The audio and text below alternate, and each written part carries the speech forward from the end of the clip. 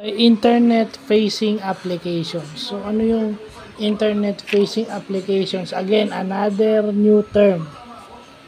Ito raw yung mga applications and services na accessible lang sa internet. Example nito is email services, yung Gmail, Outlook, Yahoo Mail, yan. Word processors, alam naman natin yung word processors, online file converters, security cameras, at smart thermostat. So, yan, bagong term. So, pag accessible lang siya sa internet, internet-facing applications, ibig sabihin, sa internet mo lang siya makikita.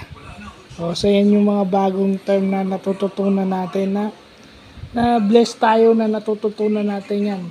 Yan yung mga hindi natin natutunan sa school na natututunan natin using our previous knowledge as a stepping stone o as a springboard for this kind of learning. So, yun lang pa.